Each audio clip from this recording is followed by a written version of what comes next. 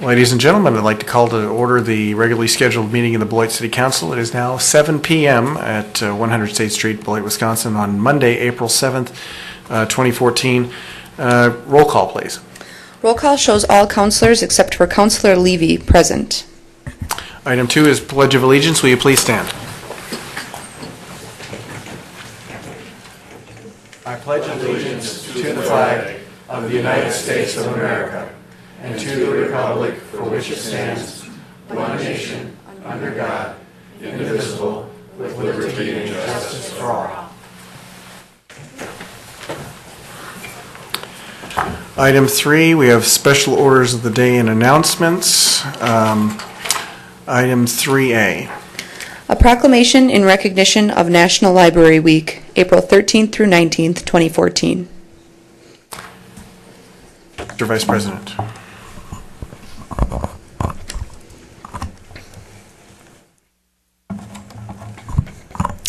Whereas libraries are the center of their communities, and whereas librarians meet the changing needs of their communities, both inside and outside the library's walls, and whereas libraries and librarians bring together community members to enrich and shape the community, and whereas librarians are trained professionals providing technology resources and access while seeking to close the digital divide that exists in many communities, and whereas the Beloit Public Library works to connect our community to the world of ideas where learning never ends, and whereas the Beloit Public Library has grown and evolved how they provide for the needs of every member of their communities and is celebrating a 5-year anniversary at their current location, and whereas libraries, librarians, library workers, and supporters across America are celebrating National Library Week, and the Arrowhead Library System and Beloit Public Library celebrate 2014 with the theme, The Great Outdoors at Your Library. Now therefore be it proclaimed by the City Council President of the City of Beloit that the week of April 13th through April 19th, 2014 be National Library Week. And be it further proclaimed that all residents are encouraged to visit the Beloit Public Library to celebrate the great outdoors at your library and take advantage of the wonderful resources at our library. Dated the 7th day of April 2014.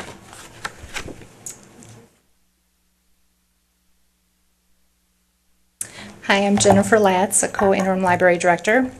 And this is Michael DeVries, our Circulation Services Manager. And on behalf of the Library Board of Trustees, I thank you all for supporting the library and National Library Week in this way. We are also celebrating our 5-year anniversary, in which our Beloit Public Library Foundation is hosting an event on April 26th. And I encourage all of you, as well as all of the citizens of Beloit, to check out our website for the events that are going on for both National Library Week and our 5-year anniversary. So once again, thank you. Thank you.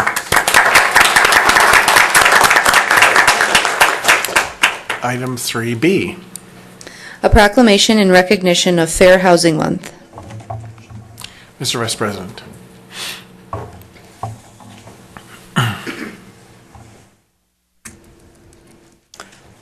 Whereas April 2014 marks the 46th anniversary of the National Fair Housing Law, Title 8 of the Civil Rights Act of 1968, and therefore is an appropriate time for all citizens to reflect on the principles which led to a national policy of fair and equal housing opportunities across the United States. And whereas fair and equal opportunity in housing means that persons of equal income have the same access to the sale, rental, and financing of all housing regardless of race, color, religion, sex, handicap, family status, marital status, sexual orientation, age, or ancestry. And whereas fair housing is the policy of the City of Beloit, and the implementation of that policy requires the positive commitment, involvement, and support of each of our citizens. Now therefore be it proclaimed by the City Council President of the City of Beloit that the month of April 2014 be Fair Housing Month, and that all citizens are hereby encouraged to abide by the letter and spirit of the fair housing laws, and that citizens join together to reaffirm the obligation and commitment to fair housing opportunities for all. Adopted the 7th day of April 2014.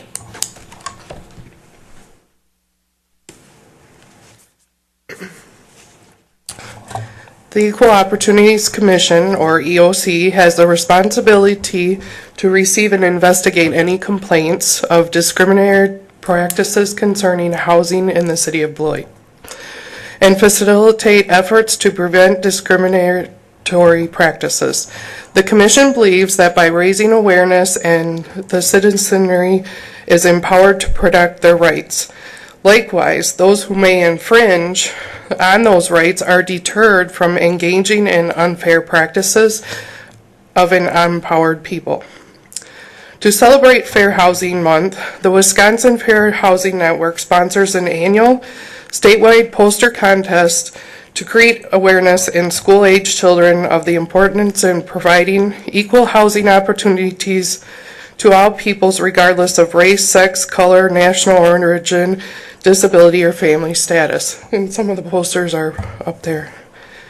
Each year, the Wisconsin Fair Housing Network chooses a theme for the posters. The theme for 2014 is I Have a Dream of Fair Housing. Like last year, the EOC is holding a local poster contest in which fair housing posters created by children of the Merrill Community Center are displayed outside of the forum at City Hall.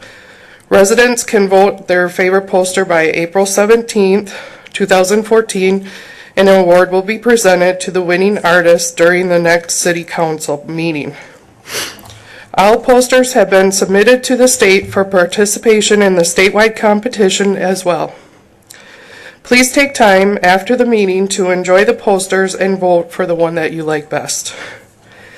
In addition, this past weekend, a mock hearing regarding housing discrimination was held before the EOC in coordination with the second-year law students from the UW Law School's Neighborhood Law Project. Counselor Van de Borgart, played the part of the landlord and gave an excellent performance. On behalf of the EOC, I would like to thank you for participating. This provided invaluable training for the commission, city staff, and the law students while also bringing awareness and discussion of issues in regards to discrimination. Although the Civil Rights Act was passed in 1968, discriminatory practices still continue to this day. The EOC believes awareness is a bridge, and if each of us helps to build and maintain these bridges, we can help in all forms of discrimination. Thank you. Thank you.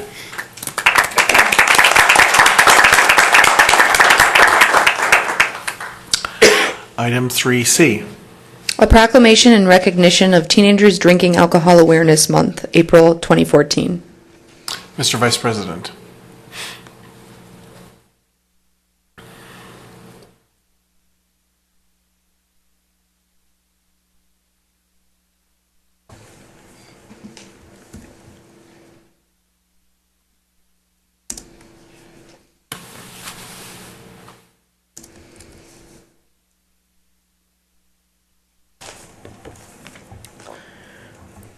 Whereas underage drinking is especially severe in Wisconsin, and the Wisconsin Youth Risk Behavior Survey consistently finds alcohol use among Wisconsin youth to be above national averages, with 39% of students reporting use and 24% reporting binge drinking. And whereas adults who provide alcohol to youth place them at risk for acute impairment and threats to their long-term development and well-being, and tragic health, social, and economic problems. And whereas in 2010, underage drinking cost the citizens of Wisconsin $1 billion, including medical care, work loss, and pain and suffering, and youth violence and traffic crashes attributable to alcohol use in Wisconsin represent the largest costs. And whereas parental support, monitoring, and communication can significantly reduce drinking among adolescents. And whereas, unless you are a parent, legal guardian, or spouse of an underage individual and are 21 years of age or older, it is illegal to sell, serve, or provide alcohol to underage individuals. And whereas Wisconsin police departments routinely conduct both alcohol age compliance checks at licensed establishments and rigorously enforce laws against selling, serving, or providing alcohol to underage youth. And whereas the Wisconsin Departments of Health Services and Transportation, in collaboration with regional and local community coalitions and law enforcement, are sponsoring a statewide campaign to reduce underage drinking. Now therefore be it proclaimed by the City Council President of the City of Beloit that the month of April 2014 be Teenagers Drinking Alcohol Awareness Month throughout the state of Wisconsin, dated the 7th day of April 2014.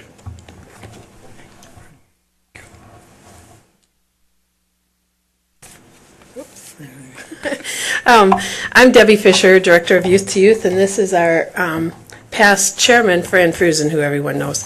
But we just want to thank you for making this very important issue a priority, to think about our teens who are drinking and working at underage drinking, reducing it.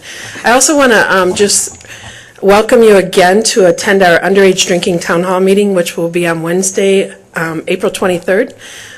That's where we're going to bring the community together, look at the problem, and then as a community, look for solutions. And you guys are part of the solution, so we're hoping that you'll join us. And we will have free dinner, so thank you. Thank you.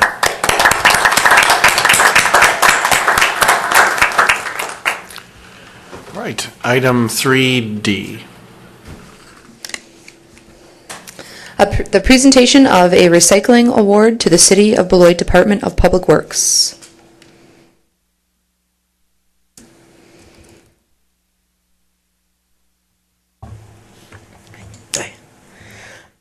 This is an award that was received for the Department of Public Works for our recycling program, and we have a lovely plaque here that I'll hold up for the camera and for everybody in the room.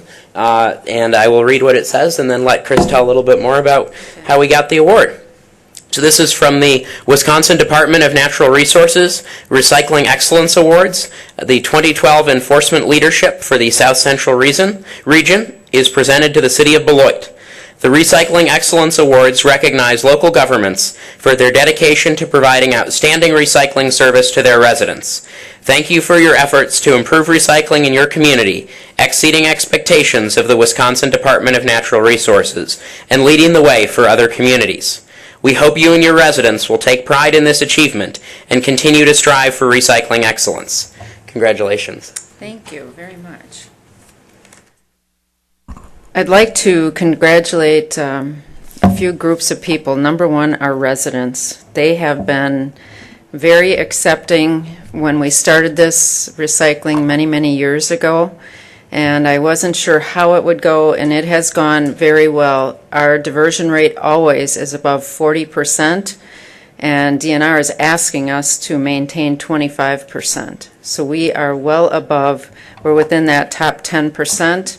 We got this from our annual report that we submitted. Two other groups that I need to thank would be the solid waste collectors, the office staff, the people that try to educate our residents and keep them, keep our diversion rate intact. And I will tell you, our red tag program, and I would imagine each of you has gotten a red tag at one point or another. When the guys red tag, the diversion rate goes up. If they don't, it goes down. So we continue to do red tags, and then also Julie Christensen's group, Code Enforcement, Terry Downing, they help a lot with trying to educate our residents. So thanks to all of those players. Thank you.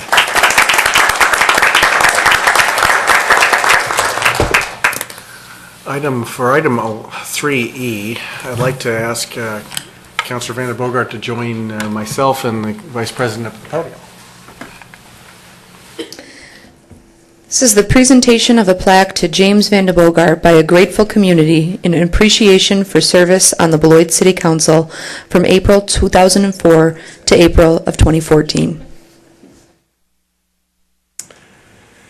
Well, Jim, we want to present this to you because 10 years is a lot of time to spend out of your private life to perform this task in your community. As council president, council vice president 3 times, all of these committee assignments, the amount of work that you've poured into the community, the mentoring, and I have to say, I want you to have this to enjoy, and I'd like to tell you that I'm proud to call you a friend. Me too. Well, thank you very much. That's very nice.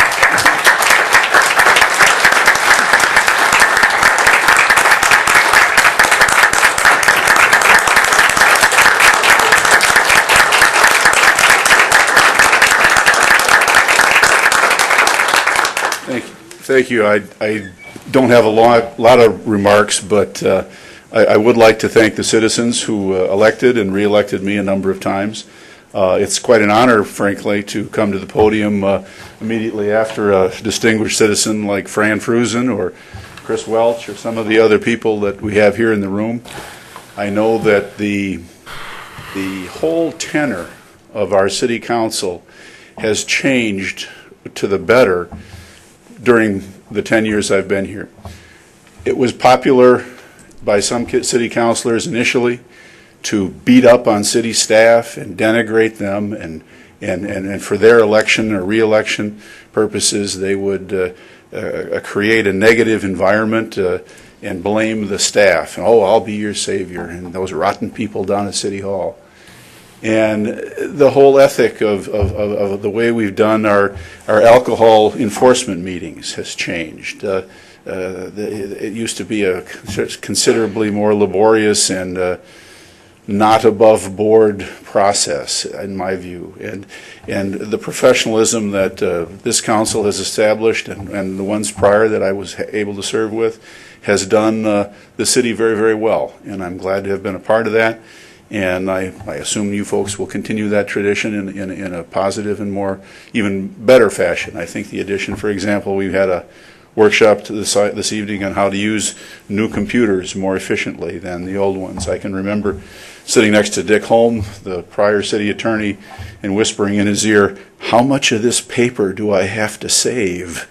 And you had hundreds of sheets of paper at every meeting, and he said, "Don't worry about it. We got it here at City Hall. We'll save the agendas, and that's it." Okay, you know. But Marty Dench was saving all of it. He probably still has paper filing cabinets. But so we have come a long way, and the city is headed in a positive direction. You can see it on our streets. You can see it in our businesses. You can see it in our leadership.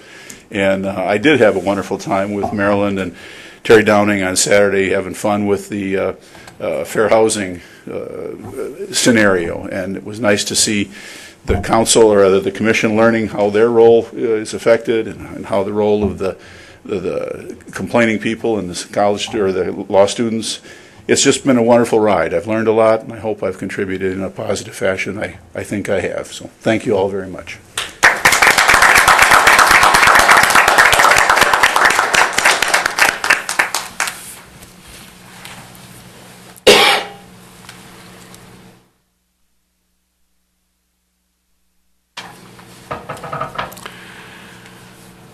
Item 4 is public hearings. We have item 4A.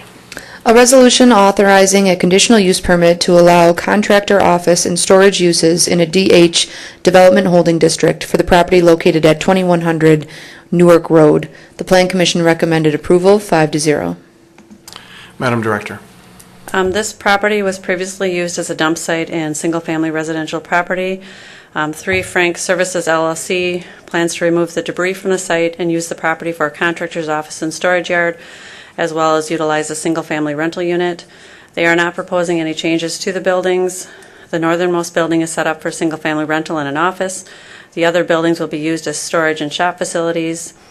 According to the zoning ordinance, the property must include 2 off-street parking stalls for the residents on site and 4 off-street parking stalls for the office and storage yard uses. That's included as a condition of approval within the resolution. The driveway for the property is currently gravel. Plan Commission did recommend a condition of approval that will require them to pave the existing driveway and new parking area. The site has many mature trees on site. These and existing shrubbery create a screen between the proposed contractor's area and the street. And Planning Commission did recommend a condition of approval that will require them to maintain this landscaping. And at the Planning Commission, the applicant actually asked if they could do more plantings, which we don't often get that request, and we said yes. Planning Commission said yes, they would love to see that. Planning Commission did review this at its last meeting and did recommend approval, subject to the condition listed in the resolution, which is that the conditional use permit authorizes the use of a contractor's office and storage yard. The applicant shall create a parking area that is set back further than the rental/office building that is a minimum of 6 parking stalls. The applicant shall stripe the lot by June 1st, 2014. The applicant shall pave the existing driveway by June 1st, 2014. The applicant shall maintain the existing trees on site, Any proposed changes must be approved by planning staff with the submittal of a landscaping plan, and then just our standard condition about major changes coming back through this public process and minor changes being approved administratively. And this was approved unanimously by Plan Commission. Thank you. I'd like to open the public hearing on item 4A. Anyone wishing to come forward and speak on item 4A, please approach the podium and state your name and address. Second call for persons to come forward and speak on item 4A. Third and final call for persons to come forward and speak on item 4A.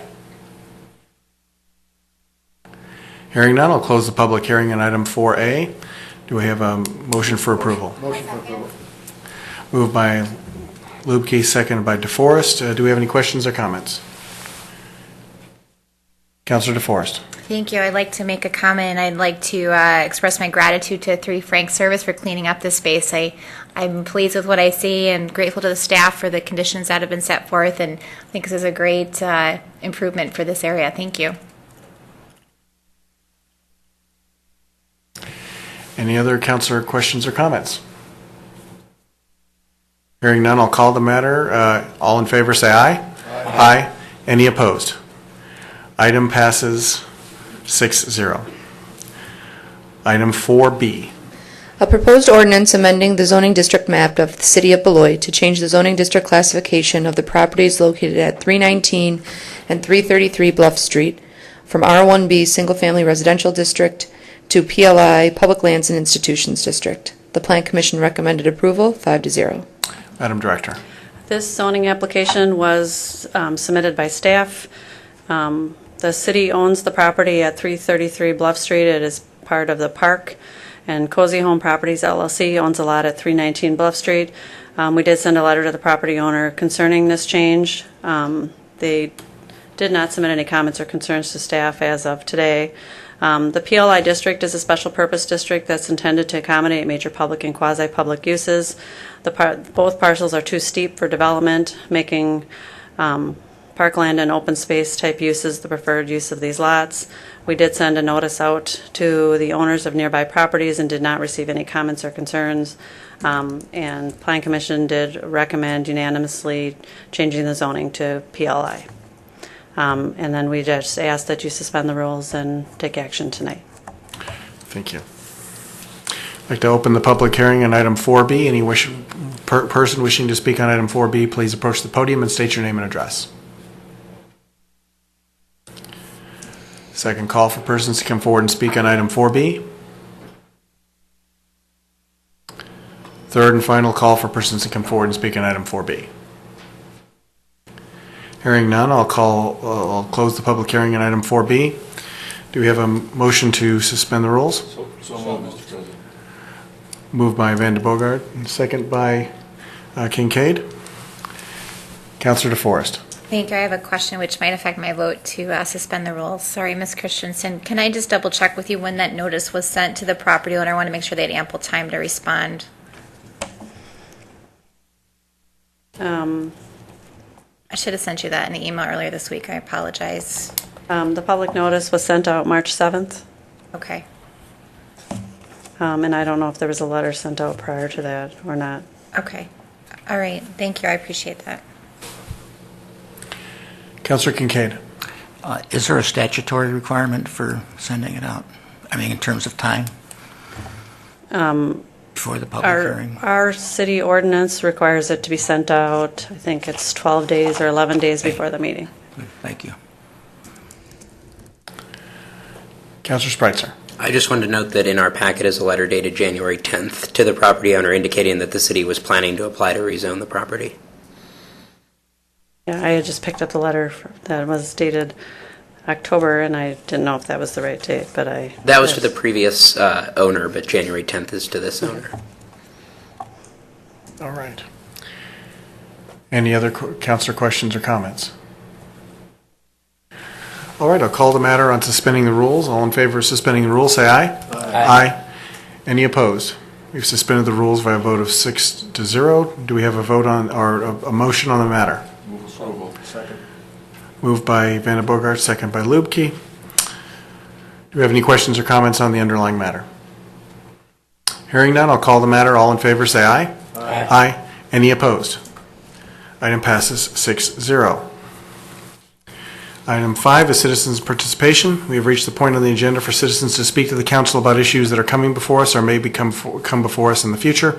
Council members may not act on any requests at this meeting, but may refer the speaker to staff for assistance.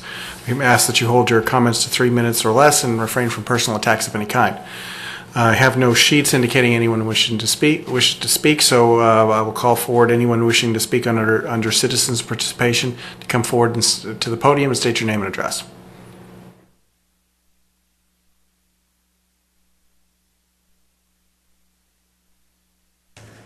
I was wait 2 weeks to do this, but I'll do it now while I'm here. My name is Jason Dowd. I live at 523 Moore Street.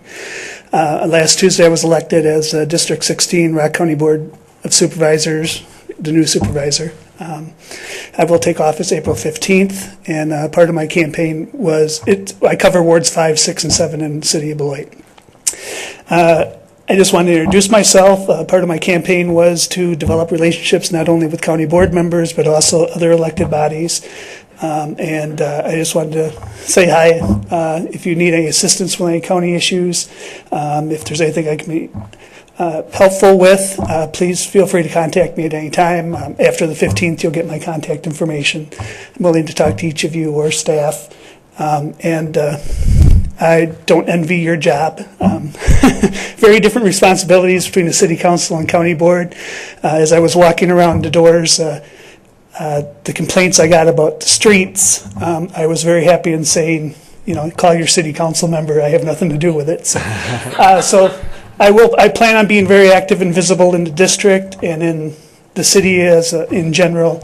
Probably a little different county supervisor than you're probably used to. And if I can be of any assistance, please let me know. And if you can keep me informed of stuff going on in my district, that would be helpful too. So, thank you very much. Thank you. Any other persons wishing to come forward and speak under citizens' participation? Second call for persons to come forward and speak under citizens' participation. Third and final call for persons to come forward and speak under citizens' participation. Hearing none, I'll close the citizens' participation section. We'll move on to item 6, the consent agenda. All items listed under the consent agenda are considered routine, will be enacted by one motion. There will be no separate discussion of these items unless a council member so requests, in which the item will be removed from the general order of business and considered at this point on the agenda. Councilor DeForest, do you wish something removed? Yes, Mr. President, thank you. I would like to request that items E, F, G, and H be removed, please. All right. Does any other councilor wish anything else removed? All right then. The consent agenda consists of items 6A through 6D. Do we have a motion to approve the consent agenda? Move approval.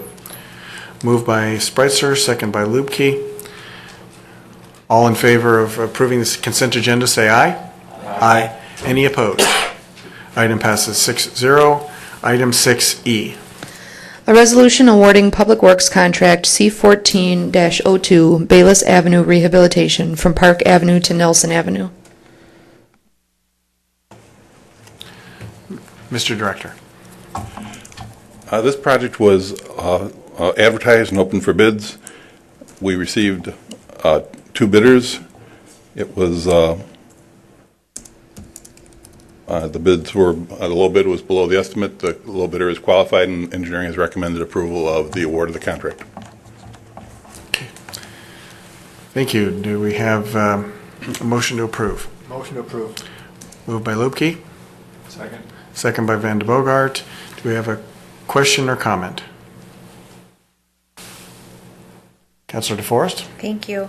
I wanted to ask Mr. Boyson, why have we decided this time to rehabilitate the street instead of reconstruct it? Well, that was basically the engineering decision based on evaluations of course, available funding and the condition of the street.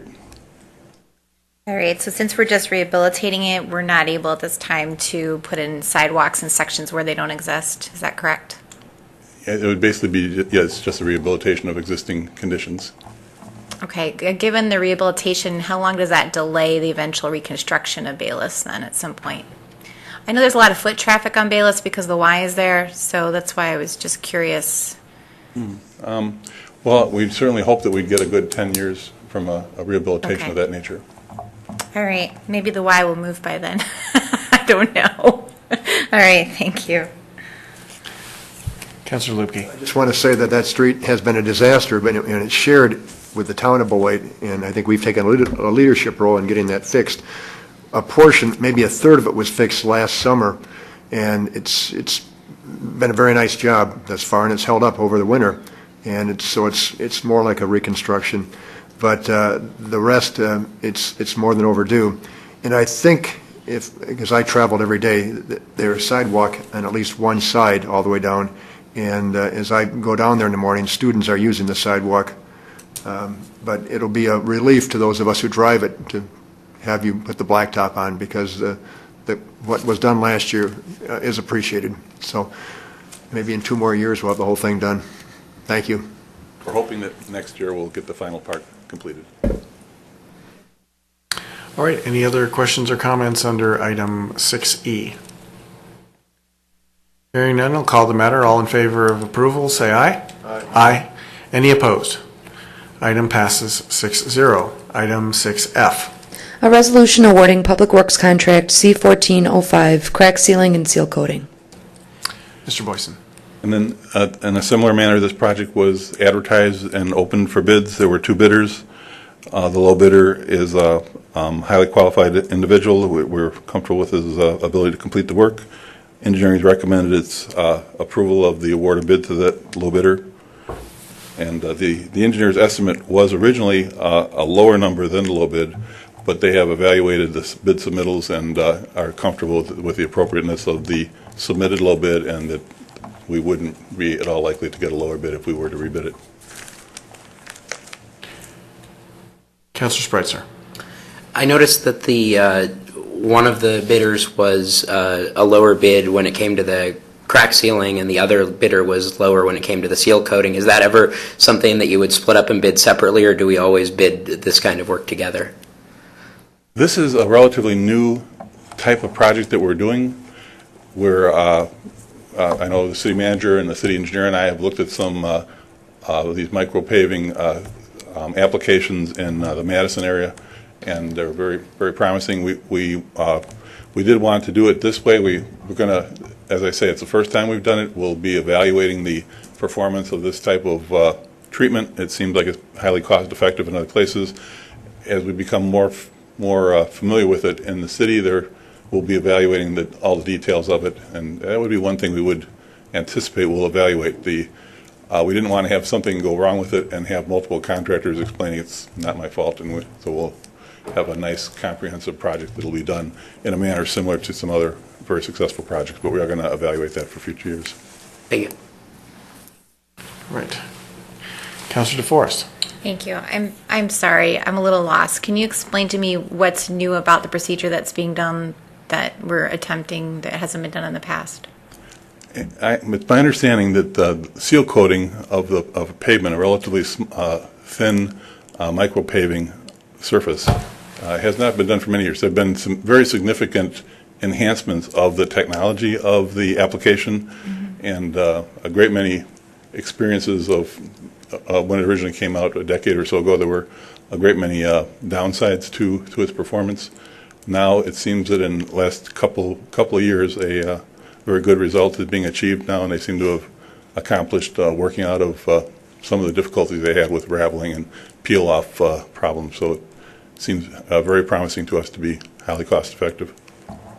So, and just to follow up then, your sense that it's worth taking the risk of using this more cost-effective method because the durability is holding up, is that correct? Yes, and it's extraordinarily less expensive than the cost of resurfacing. So, and we're doing this at a bit of an earlier stage, so the experience of late has been that this can maintain a good quality and preserve the long-term life, hopefully avoiding those more expensive type of pavement repairs a significant degree. And then finally, do you have a sense of why such a huge discrepancy in the engineer's estimate? 60,000 is quite a bit of a difference. I asked the engineering staff that, and I think they believe that they would estimate it to be equal to the low bidder if they had it to do over again. So it is the first time we've done this type of thing in some time. They looked at different state data, and it probably wasn't exactly comparable to the application that we have. Okay. All right. Thank you. Any other councilor questions or comments on item 6F? Hearing none, I'll call the matter. All in favor of approval, say aye. Aye. Any opposed? Item passes 6-0. Item 6G. A resolution approving farm leases between the City of Beloit and Gary and Michelle Hahn for 1800 Gateway Boulevard. If it would be acceptable to Councilor DeForest, I'd like to let Andrew give both. Go ahead and give both of your presentations for this for these two. Very well, thank you very much. For your consideration are two resolutions tonight for two farm leases, one at 1800 Gateway Boulevard and one at 3015 Cranston Road. These two parcels are owned by the City of Beloit. The first parcel in Gateway Boulevard is about 21.04 acres. The proposed lease is for $4,418 a year. The second lease at Cranston Road is 3.2 tillable acres, and it would generate $560 a year. These are one-year leases. We'll be going out to bid next year for all of our farm leases, and we'll be combining them into one bid in 2015 for a 3-year contract at that point in time. So I'd be happy to address any questions. All right, do you have a motion to approve item 6G? Motion to approve. Moved by Lubke. Second. Second by Spreitzer. Councilor DeForest. Thank you. I have several questions. I wanted to ask about the condition for automobile liability insurance. It seems a bit erroneous. What's the rationale for having such a high level of automobile liability insurance for these farm lease properties? I would have to defer to the city attorney's office. This is standard contractual language. This is the same language that we've had in all of our farm contracts. Okay. And I suspect, although I don't want to speak on behalf of the legal staff, that it has to do with the fact that they're operating motor vehicles, tractors, so on and so forth, when they're on our land. And again, it's pretty standard liability clause in the contract.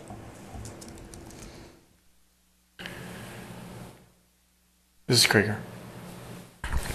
It's because of all the different types of vehicles that are on the farm property. Because of the nature of that type of work, it's would be covered by automobile liability insurance. So I didn't review these particular agreements, but I agree with Andrew's assessment.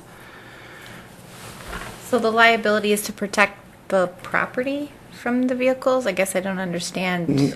Again, if there's an accident, somebody gets hurt, there's liability coverage for that. Okay. Right. So if someone is injured by a farming implement vehicle, then that would cover those injuries. I don't know if I'm understanding you Okay. correctly. Well, the city wouldn't be responsible for. Correct. Yeah.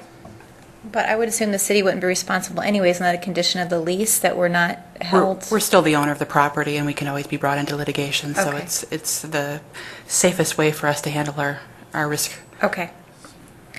The other question I had was, there's a reference to the leasee will use best management practices. That's pretty vague in general. I don't know how that's defined. Is that a sense of like good agricultural practices? Or I know there's a reference to doing due diligence to helping to prevent soil erosion, but I didn't see a definition for best management practices in the lease. And again, there isn't a specific definition for that. Again, I think it's broad coverage, as you mentioned. And again, if we, as standard language, this is what we have in all of our current leases for farm properties. I think, if we were to determine that one of our lessors was, exhibiting poor land management practices, there was a great deal of erosion, so on and so forth, we could step in, correct that. The contract might be challengeable at that point as well. Okay, so that's protective enough, even though it's so vague in general, yes? There are still soil erosion laws in place that would cover any kind of violations.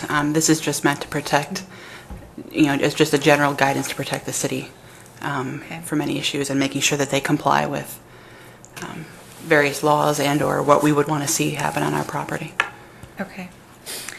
The last question I had, there was a reference in the staff summary that the plan is, and that you had mentioned, the plan is that next year we will bundle all of these properties together and look to bid them out to one farm leasing. And I'm just wondering if you've heard from the farming community if that's ideal. I mean, I'm concerned that we might be then, by doing that, there might be some individuals who would want to, or maybe only have the capacity to use some of the property for lease, but maybe not all of the property that we have available. I mean, have you received any feedback from interested parties about the benefits or disadvantages of doing that? I haven't received any direct feedback, but my guess is most of the folks who do bid on these or have historically bid on these are, I wouldn't characterize them as larger operations, but they all have the need to mobilize equipment.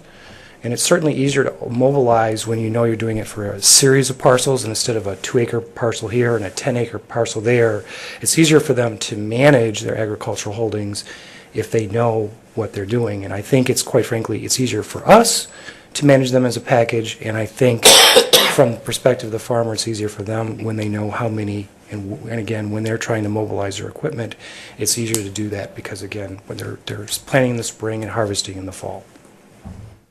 Okay. All right, thank you. Councilor Kincaid, did you have something? Councilor, Madam, doesn't the DNR and Department of Agriculture have specified best management practices which we would fall back on in the event we had a problem? I believe that they do, but I mean, I didn't review these, so I guess I can't say for certain. I haven't looked at myself, but there are regulations in place. We are under a permit from the DNR and the EPA to make sure that we're in compliance, so I imagine this will be no different. And if I may, the farmer, Mr. Hahn, has been farming for decades. He has leases with us currently. He's a very good operator with a long history. Thank you. All right. Okay, we have a motion. That motion is for both G and H for me.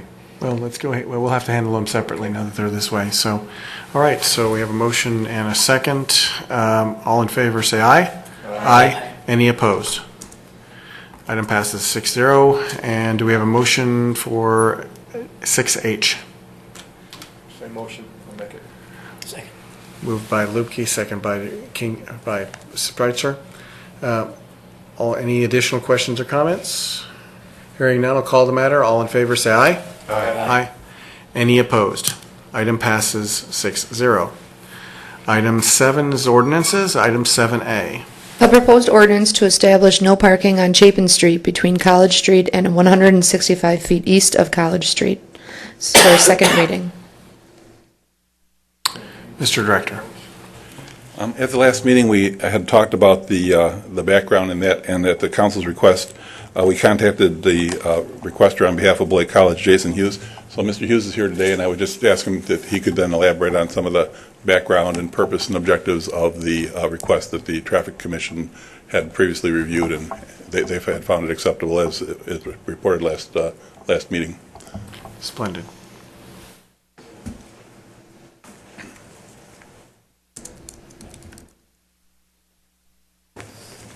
Hi there, good evening.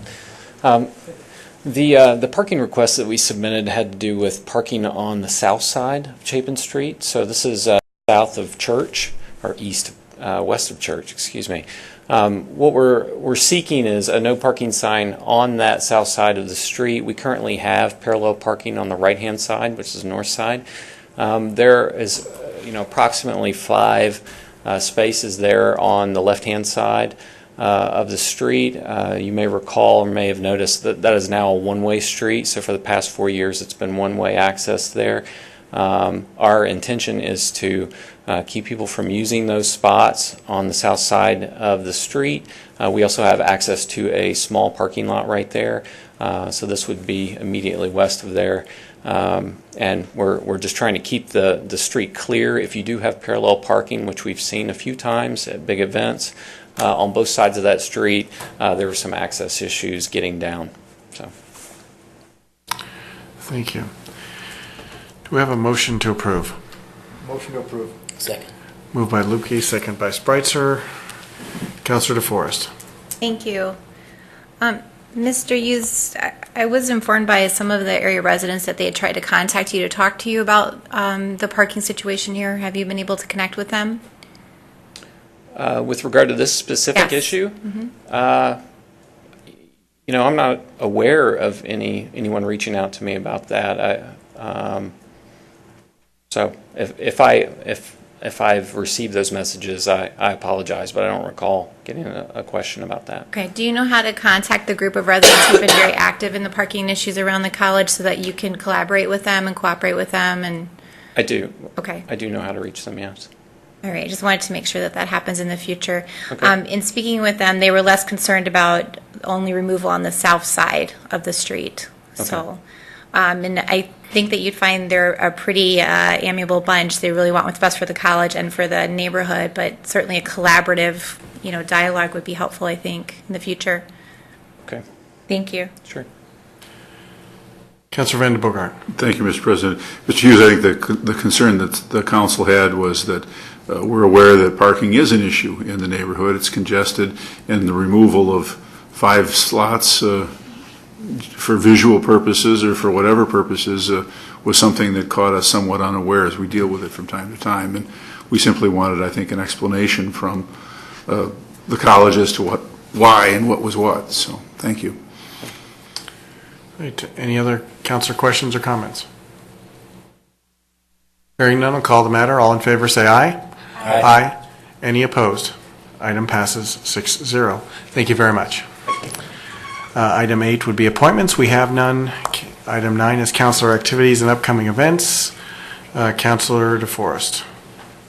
Thank you. I first would like to congratulate our Water Resources Department, Water Services. We only had 82 instances of frozen water services this winter, which is remarkable. Harry had shared that Rhinelander had 500 frozen water services compared to our 82. So I just wanted to thank the staff for working so hard to maintain our water service. Lots of things that happen in our city go unnoticed or unchampioned or uncelebrated. They happen behind the scenes. They happen in places that we don't even think about. But the fact that so many of us did not have the hardship of freezing water lines was a wonderful tribute to our staff. So I just wanted to make sure I acknowledge them for working hard to maintain that and also to quickly restore water service to those who were affected. I do want to make an announcement that the NAACP is planning a statewide educational summit at Aldridge Middle School May 17th from 8 to 2. And so that's an event I will be attending and would encourage residents to attend as well.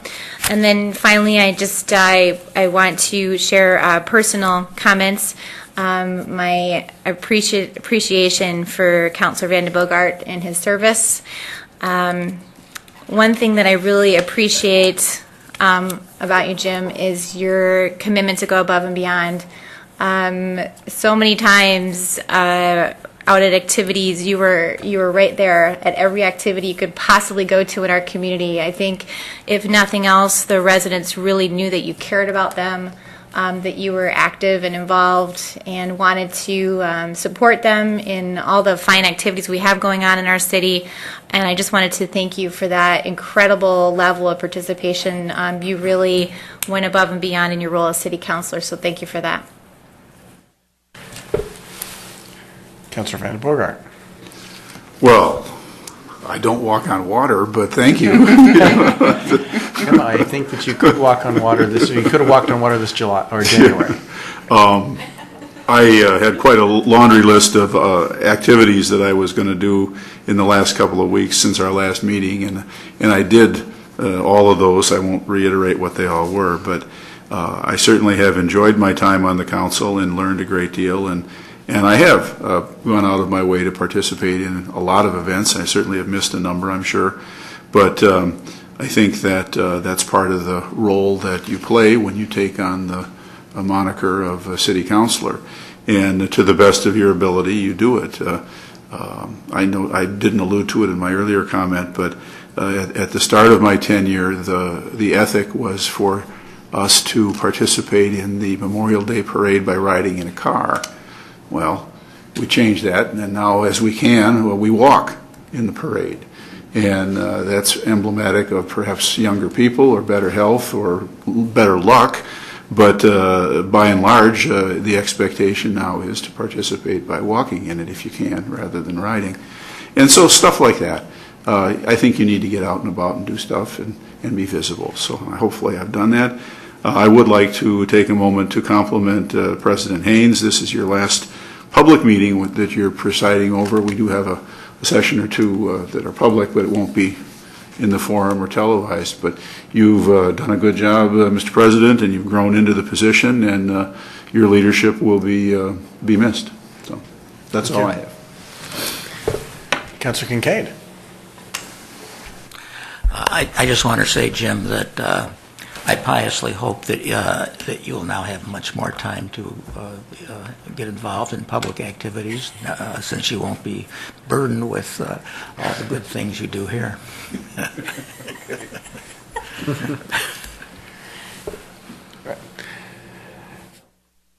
Councilor Lubke. I just want to thank Jim for his decade of service, and I've known Jim a long time, and he was instrumental in helping me to run and encouraging me to run a number of years ago. But we'll miss him on this board, but his influence will remain. So thanks again, Jim. That's all I have. Councilor Spreitzer. I attended two events recently, the Business After Hours at Community Action, and for those who don't know, I serve on the Board of Community Action through my role on the City Council here, and it was a great event and a good chance to showcase the work that the organization does to the community. And then I also had a chance to attend the Youth to Youth Awards ceremony recently for some of our area youth that have been involved in the program. I just wanted to also wish you the very best, Jim, as you leave us on the council, and hope that you will soon find a spot on one of our open city committees to continue to keep involved. We'll send you the list, and I'll also, I think the community should stay tuned for news of other of Jim's future ventures, because although he was always against saving the whales on council, he's going to be saving them around the community after he leaves as the possible new president of the Welty Environmental Center. So we know Jim will stay involved, and we've appreciated your service here. All right. Well, I have a couple of minor things. It is my last public meeting as council president. It's been a staggering privilege and humbling to have served in that capacity for the last 2 years. I would hope that my fellow councilors would have their committee assignments that they would like and get that have that available for the council reorganization meeting, so that the next council president will have a chance to move promptly to fill those council or those slots. Jim, it almost breaks me up to think that you're going to leave us and abandon us, but I know that there's a lifespan to this, and I don't know, 10 years is a long time to do this, and well, thank you very much. So that's all I have today. Item 10, the city manager's presentation. As it's been requested of me to move these two around and present 10B ahead of 10A. Is that still the request, City Manager? I think that would be appropriate. Mr. President, we do have some out-of-town guests here to talk about the upcoming Dairyland downtown criterium, and I think it would be a nice courtesy if we could go ahead and let them go first, and then Chris Walsh again is going to talk about the spring yard waste program. And Ms. Jacobson. And Beth Jacobson is going to introduce the discussion about the downtown criterion. Beth. Okay. Visit Beloit's going to host a one-day criterium bicycle race through the Tour of America's Dairyland on Monday, June 23rd, 2014. Matt Bozen, Director of Sales and Servicing at Visit Beloit, emailed or hard mailed all of the downtown businesses prior to signing the contract with the tour of America's Dairyland. He also attempted a face-to-face with all of the businesses that had expressed a concern to the city manager's office in the 2012 super event a week. So I gave him my notes, and he reached out to those businesses. The event will take place on a Monday morning in downtown Beloit, unlike Super Week from 2012. So these are both criterium races, but they're organized differently, and I can give you assurance this one is organized more professionally, I'll say it. The Tour of America's Dairyland, it's sanctioned by the USA Cycling, the national governing body of cycling in the United States. So both national and international pro cyclists could participate in the Tour of America's Dairyland. Visit Beloit intends to host a free children's race and a street fair during the event on State Street, which Matt can speak of if you guys have questions. We are still kind of in the planning stages, so we don't have it all ironed out yet, but we have big plans. Staff is aware of the event and has processed a street closure permit for State Street. Visit Beloit wants to share the details of the event with council based on the size and scale of the event and its impact downtown. Visit Beloit is hosting the event and paying for the fees associated with coordinating the event. They may ask for sponsors, but they're taking the lead on this. This afternoon at 3 o'clock at Public Works, 11 staff members, primarily of Public Works staff, met with Matt Bozen of Visit Beloit, Jack Hurt, and Lisa Downey, both of the Tour of America's Dairyland. It was a very productive meeting. We ironed out some details that we weren't sure of. We made sure that we have a lot of our emergency plans that kind of people don't really, if you're a guest at the event, you don't really know what's happening, but we made sure that we are prepared if there were something to happen downtown, non-associated with the event, and then also for the cyclists. I can go through the key issues if you'd like. It will have an impact on downtown employers and businesses. As noted, you can see the route. It's the same route we had before. We're going to have a similar setup where employees at the downtown businesses can access the Mill Street parking. There will be some time delay when they leave based on the races, but it wasn't really that big of an issue. There was some delay, but you'll never have to wait probably more than 5 minutes based on how fast the cyclists are going. It does impact two state highways, but they're partially closed. They're not completely closed, so detours don't have to be posted, and the state's aware. Jason Dupuis has worked with the Department of Transportation to keep them aware of this. Visit Beloit will contract with an approved vendor to coordinate the street closures and the detours. That went very smoothly in 2012, and we intend that it will go smoothly again. The PD will help us when the time comes to close the streets. USA Cycling requires a cyclist to sign a waiver, so as we've talked about earlier about some liability issues, cyclists are, and as many of you know on the council, are pretty intense athletes, so they are prone to taking care of themselves. As I said, the city engineering department's spoken with the Department of Transportation. This event will highlight downtown Beloit businesses in a positive way. They had an event recently with over 500 cyclists, and so we're looking at a much bigger event than we had in 2012. We're bringing it here today because the city of Beloit supports the Downtown Business Association, Visit Beloit, and other events that highlight the city in a positive way. Council action is not required, but today we have Matt Bozen and then Lisa Downey from the Tour of America's Dairyland that could answer any additional questions you guys have. And Councilor Van de Bogart, congratulations, and assuming you're not cycling somewhere else that week, perhaps, you could volunteer. You could sign up to volunteer. Actually, I am. So okay. I mean, it seems like we're finding activities for you to participate in today, so we'll just add that to the list of things. And Council, if you have questions, you can certainly ask me or the representatives we are here today. Councilor Forrest. Thank you. I love how Beth looks at me. Thank you. I'm excited about this event. I think it'll be great for our city. I just want to double check real quick 2 things. The concerns that you did hear from businesses, what were the nature of those? Were they just worried about customers being able to access their business? Were you able to mitigate those as much as possible, you feel like? Yeah, this year's different because we know more. So right off the bat, we already are more educated than we were before.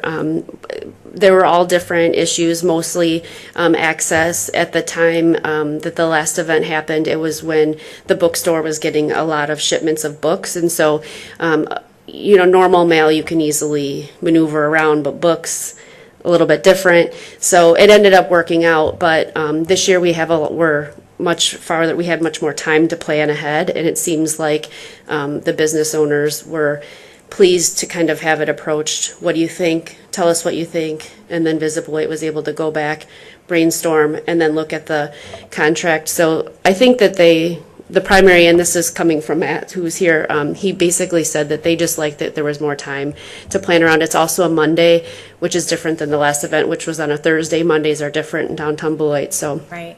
the date's different. There's different businesses downtown that get big deliveries on different days. So this works better for the plasma place. And so each business has its own unique set of, Right. concerns. Okay, great. And thank you to Matt and the Visit Beloit staff for working really hard to accommodate those concerns that the businesses had. One other question I had was about, I'm really glad to see that it looks like there's an approved vendor, that's the language, to coordinate the street closings. I'm glad our police officers won't be responsible for that. This will be somebody that we hire to make sure it's seamless, because that's where I think problems we could run into if it's just a group of volunteers or if our police officers are tied up handling street closings. We're still ironing out the details, but we had a meeting today to discuss it. It's easy to find a vendor that has the barricades, but the challenging part is setting them up. Unfortunately, our event's on a Monday that it's challenging because typically the barricades would be delivered on a weekend. And so we're still getting some quotes for that to determine if it would be best to have a barricade company do it or if there's something that staff can do to help assist that. Those are details that I met with Greg Boysen today. He was at the meeting, so was Chris Walsh. Public Works has its own unique challenges right now based on a lot of different things, and so we'll be able to iron that out in a way that we'll figure it out. We're either going to have to pay someone or shift around some hours for our employees. But either way, it'll be safe for our community. We're actually going to close the streets at 6:45, and we were trying to push it back, but it's actually safer to close the streets earlier when there's less traffic because we are not completely closing down all of the streets. And so that was discussed, and staff seemed to agree on that today, which you kind of have to get everyone in the same room to make that decision. Okay, good. I'm glad the focus is on the safety. So it sounds like it will be our staff from DPW that will be primarily... We haven't decided yet. We're getting a quote to see how much it will in fact cost them to close down the street on Monday, and we can keep council posted on that too if you'd like. Okay, thank you. Councilor Lukey. I think to reassure you, Sheila, on some of your questions, I was part of the volunteer staff last year, and I was out there about 12 hours or more, and people were out there longer. But the reason it went last year was because of the voluntary efforts of the people of Beloit and the volunteers, and they set up all the gates and everything else. The group that came down left a lot to be desired, but the people who came and helped set up made it work. And I heard very few complaints from businesses because we tried to allow access. But I think they're going to try to bring the vending this year up on State Street and put everybody in that same area. Is that right? By Bushel and Peck and those stores. I think we made a mistake last year by putting some down behind the Chester's building, and this year they're going to move everything up, I would hope. They're going to have events on State Street, yeah. There's not going to be vending per se for food on State Street. We're going to encourage people to get their food to go and then come out. It's easier for the businesses to do that rather than coming out and having portable ovens and having the health department. So because we have restaurants downtown, people can get things to go and then come enjoy themselves outside. It's a lot cleaner for our ordinance sake, for safety, for health reasons, for your food, and then it's easier for planning and pickup as well. And so that's what we're looking at. But like I said, it's still being ironed out, but that's where we're at this point. But once the course got set up at 6 in the morning or 5, whatever it was, the volunteers just followed a couple huge trucks around the whole course, and they put the gates up as they went. The City of Beloit, the police helped out where needed and stuff, but basically once the course is set up, it let traffic know where it could and could not go. And we couldn't shut down the highways, so cars were allowed on half of Broad Street, and the races on the other half through the figure eight. But it worked out well in a very short time last year because, again, of the volunteers. So with the organization starting early this year, it should be almost perfect. Right, Beth? It actually, yeah, it actually takes a very short amount of time to close it down. And in speaking today, I'm not the expert, but it was agreed upon in this meeting that we would close it down early because then there's less vehicles on the roads that you are closing down partially. To close it down, that means vehicles are still coming. And so the earlier we do it, the safer it is for motorists, the more organized it is, and the safer it is for our staff and volunteers. So it'll be fine. We'll work it out. We always do. And it will be seamless, and then, safety first. So. Okay. Any other questions or comments for staff? All right, then. Thank you very much. Okay, well, Matt, they're here, so if you guys have questions for them, now would be the time. Okay, well, thanks. It sounds like we're well satisfied. Okay. Okay. Thank you all very much, and thanks for coming down for this. We really appreciate it.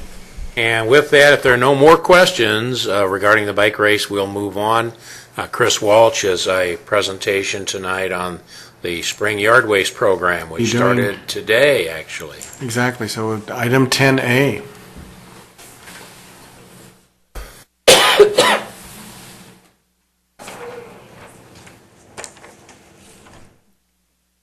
Well, I have to say, you guys missed what I got to experience right before coming in here. We had a light rain, and it smelled finally like spring. And it smelled great, and there were some guys out in the parking lot, and I'm like, doesn't that smell good? And they're like, yeah. So our yard waste program is a 2-week program. It started today. And residents, if they're like me on the farm, we are working diligently to clean a yard. So leaves, brush, yard waste, if you have yard waste left over from last fall, hopefully no grass clippings yet. Like I said, the program lasts 2 weeks, and if residents would like on their regular trash day, they can put yard waste out either in a clean garbage can, a paper bag, or the Back to Nature bags. The yard waste should weigh less than 60 pounds, and if you're going to have it in a garbage can, just make sure the can is under 39 gallons so the crew can manage them. You can get sheets of 5 stickers for $7.50. You need to have a sticker adhered to each container that you put out, including brush and shrubbery. If you have the brush and shrubbery, we're asking again to have it 4 inches by 4 foot. And up on the screen you'll see the places you can get it. So City Hall, 2nd floor, Leisure Services, Public Works Operations Facility, Grinnell Hall, Woodman's, both Ace Hardwares, and all of the Walgreens stores in town sell them. Ms. Walsh, you said 4 inches by 4 feet? And that says, It I says just saw 4 that, feet. 4 by 4. Okay. Yeah. And then monthly, the curbside collection, thank you, Jim, this is the weeks. So if you want to mark your calendar now, it would be the 2nd week of each month. And we are hoping to be less confusing than like the first half and things like that. So May, June, July, August, September, October, the 2nd week. And if residents just do not want to bag it, contain it, and they want to put it on a trailer in the back of a pickup, they have the option of taking it to Leafland. There will be a charge. I do not know what Joe and Paula are charging this year, but there will be a fee. And their number is 364-1909. And if they don't answer, more than likely they're out working, but just leave them a voicemail, and they are very good at getting back to people. questions? Yep, David. The only question relates to what you said before. How much, do you have an idea how much money is saved by the recycling program that we have in Beloit?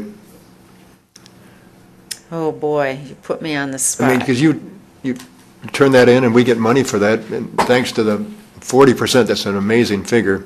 We get a recycling grant, and we just got notice about the grant this past week, and it's $138,000 and some change. We have a great contract with Beloit Box Board. We have another contract with Rock. We have a contract with URT that is owned by Hendricks. So we're getting paid for all this We're aluminum? getting paid for all of this, but it is a very expensive program. Mhm. And I guess we're going to go through this, Larry, aren't we, during council orientation, or all you guys get out of that? Most of them get out of that. Well, We'll talk more about it at budget time. Yeah. Just wanted to thank you for the hard work. Well, there are two cost centers here. First of all, there's the revenues the program generates. We get a state recycling grant. We sell all the commingles and we sell all the paper, so that generates revenue. The other savings is what's called the diversion rate. For every cubic yard of this stuff you recycle, you don't pay tipping fees, okay? It's still fairly expensive to collect. You have to have a truck. We pay fuel. We have an operator go out and pick it all up, and it's transported. But it is a lot cheaper and a lot more cost-effective than collecting it all, paying tipping fees, and dumping it in a landfill. And being at a 40% diversion rate, that is a very, very high percentage for a community of this size to be able to divert that much trash out of the landfill. So from a green perspective, it really is a great program, very successful. And again, Chris and her staff deserve a lot of the credit for it. They've worked this thing for years, done a lot of education, work with the public, and of course the citizens have stepped up here and they use the program diligently, and that's what makes it work. Thank you. Councilor Van der Bogart. 40% of what? How do you figure 40% of? Available. Total. How do you figure what's available? We have total tonnages of every recyclable that we have. Right. So everything is weighed from appliances, electronics, microwaves, yard waste as part of that diversion rate. And we also know our total tonnage of garbage, which is actually down. And we used to, when you and I were doing this a long time ago, 10,000. We knew we'd have 10,000 ton of garbage. Well, with the economy, the way it has been, actually garbage has gone down. People are retaining, bulkies retaining things more. So we're right around 8,700 ton of garbage. And so if you add up all your tonnages, and that's what DNR does, they take a look at what every tonnage that we have, and they're just dividing it out by what do we put in the landfill. All right, but I'm still not following. I mean, if I buy 10-liter things of Coca-Cola and I only recycle four of them, I mean, how do you know that I bought 10? I mean, we don't know. It's not based on what you purchased. It's based on either what you threw in the garbage or recycling. That's it. It's those two those numbers. are the two ways. Okay. I think I understand. I know you do. I also forgot, I do need to mention, if you have questions on the program, Jodine Saunders is the supervisor that leads this crew, and she can be reached right at operations. Ms. Carter? You hit that, okay. Mr. President, if I could just reiterate again, a very important point about scheduling.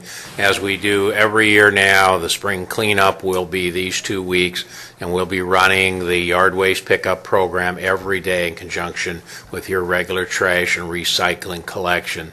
After this 2-week period, we will go to 1 week a month through the summer months, as we do every year, and that was the schedule that Chris just showed you. People need to mark down so they know which week, and of course we'll be coming to their neighborhood on their regular collection day, but it'll be 1 week per month through the summer season, and then we'll be back to talk more about the fall collection. We'll go back to, full week collection, probably very late October, early November. November. We do about 3 weeks there in the fall once the leaves are down. Thank you. Any other questions or comments? Hearing none, well, thank you very much. Welcome. Item 11 is reports from boards and city officers, 11A. A resolution authorizing the city manager of the city of Beloit to submit an application to the Wisconsin Department of Natural Resources for the Urban Non-Point Source and Stormwater Management Program Planning Grant. Mr. Boyson. If this grant is successfully received and awarded to us, we'll be utilizing it to engage a consultant to upgrade the stormwater management plan that was originally developed in 2008 for the purposes of complying with recently established TMDL, total maximum demand load regulations related to the Rock River. So we're hoping it'll be successful, and we request the City Council's approval of our authorization to apply for the grant. Thank you. Do we have a motion to approve? Moved by DeForest, second by Lubke. Any questions or comments? Hearing none, I'll call the matter. All in favor, say aye. Aye. Any opposed? Item passes 6-0. Do we have a motion to adjourn? I'll make that motion, Mr. President. Moved by Van de Bogart. Second by DeForest. All in favor of adjournment, say aye. Aye. We are adjourned.